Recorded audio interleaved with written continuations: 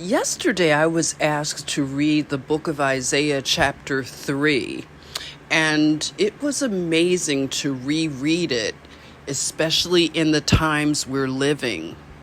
I even ran across the Ascension of Isaiah. Oh my, yes, an apocryphal book that I read as well. It reminded me a lot of Enoch the Ethiopian. This brother highlighted a couple of relevant points, and that is, as for my people, children will be their oppressors, and women will rule over them. And here they go with the I'm with her narrative. It's like they want to force this divine feminine, this black girl magic, but they want to do it through craft, not through truth and beauty. Oh, they really pander to the daughters of Zion. Zion's haughty women are condemned. The Lord says the women of Zion are haughty, walking along with outstretched necks, flirting with their eyes, tripping along with mincing steps, with ornaments jingling on their ankles. Therefore the Lord will bring sores on the heads of the women of Zion. The Lord will make their scalps bald. Instead of well-dressed hair, baldness. Instead of fine clothing, sackcloth. Instead of beauty, branding. Now, on the subject of branding and the culture wars, we see the entrance of Mother.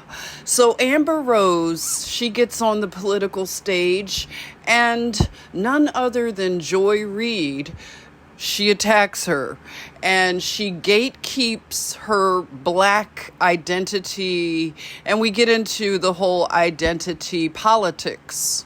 So it's ironic that they were able to recruit this young woman who, she's a racially ambiguous. I don't want to say she's black because she has said she's not. So I don't want to say this black woman, this woman who is of whatever race that she has claimed. She said she's not black. But they brought somebody whose whole career is based in black culture. She used to be on a show on BET. That's the reason most people know who she is. She dated one of the most prominent African-American rappers in the business in the history of hip-hop. So her whole culture came from black culture, even though she says she's not a black person herself. And the fact that she is now the person they're using to try to recruit young people of color and to say that this is the person who is the endorser of Donald Trump who you should trust, when she won't even claim the culture that brought her to the table, I'm dubious that this will work. Interesting you should say that, Joy, the table. Let's go to the table, because you all like to play fast and loose with identity politics. Who can be black and put it on like they're cosplaying? Yes, because you are Indian. Yes. Okay, and I don't know that everybody knows that, but I find that wherever I go and I see Indian people at the supermarket, on the street, everyone's like, Kamala Harris is Indian, right? It's like our thing we're so excited about to have you running for president. Yeah. So we're both Indian. Yes. Pretty chaotic, if you ask me. I think it's chaotic intentionally. Also, it's interesting that Mindy's brother cosplayed being black to get into medical school. I think Harvard. Nice. You may ask, from whence will Kamala get her help? And it seems that she's speaking directly to the black boule.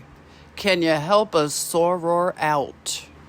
One of my former Black Boule friends had tipped the hidden hand back in 2020, telling me that this was always the plan. They knew that Joe was a dud, but they wanted to get Kamala in. And this is how politics have always been ran. This is how empires have fallen. Now I can see how the Moors fell. It's always a confederacy of people that operate from the inside. And there's been a lot of talk about this in Black spheres. And ultimately, they know that she is a dud as well. They've tried slick marketing, and back in 2020, they tried to make her the Converse sneaker gal. You know, she's just the gal you go around town with. She's so cool. She wears pearls and Converse. But you see, that fell flat. It's just not, it's not giving. They want her to be iconic and cool like Obama, but they're never going to recapture that magic because they've lost integrity and trust. You know, even the aftermath of this gender war, you have to look at who is the audience that they're targeting. It's not even Black men, it's Black women and the LGBTQ and the far left liberals. They've lost the Black men in this narrative. The Black men that go along with this are identified as feminist, if you can believe that. They wear t-shirts, vote like a Black woman, because Black women have been identified as the backbone of the Democratic Party. All Black Boule operatives have been activated. This is high activation. And they are mobilizing. They had this Zoom call conveniently right after Joe Biden organically stepped down. And this Zoom call was 44,000. And they are coming to give their money and support to endorse her. I was there. I'm with her. And she gave a rousing, alarmist speech about it being a serious matter. It's always a serious matter when they need their votes. And it's really, they need agreement from the daughters of Zion. Sorors, this is a serious matter.